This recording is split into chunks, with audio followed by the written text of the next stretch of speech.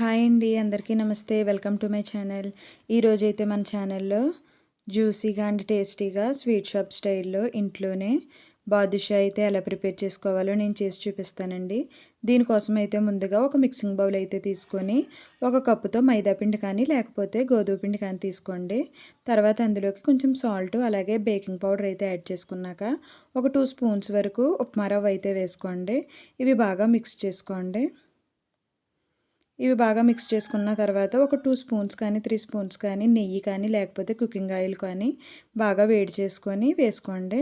ఇవన్నీ బాగా మిక్స్ అయ్యేంత వరకు చేత్తో బాగా మిక్స్ చేసుకోండి. ఇలా ఉండకడితే సరిపోతుందండి. ఇప్పుడు ఇందులో కొద్ది కొద్దిగా వాటర్ అయితే యాడ్ చేసుకుంటూ మెత్తగా చపాతీ ముద్దలా అయితే ప్రిపేర్ చేసుకోండి.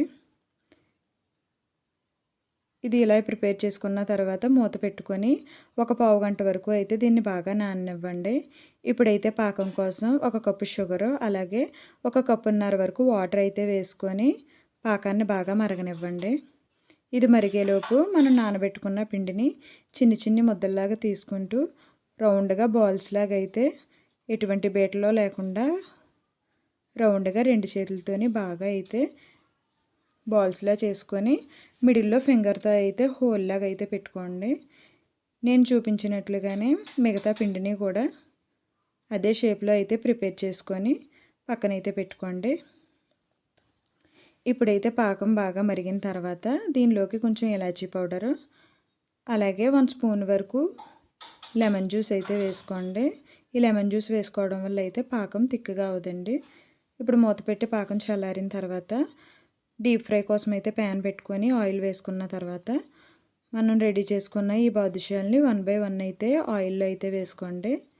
ఈ స్వీట్ కోసం అయితే ఆయిల్ అయితే ఎక్కువగా మరగకూడదండి. కొంచెం గోరువెచ్చగా అయిన తర్వాత ఇవి వేసుకున్నాక వాటంతట అవే అవి పైకి తేలుతాయండి. ఇవి ఇలా పైకి తేలిన తర్వాత చాక్తో కానీ స్పూన్తో కానీ కొంచెం అయితే జరుపుకోండి, ఒకదాన్ని ఒకటి అంటుకోకుండా. గరిటె పెట్టారంటే విడిపోతాయండి. ఈ ప్రాసెస్ అంతా కూడా స్టవ్ సిమ్లో పెట్టుకొని చేసుకోవాలండి.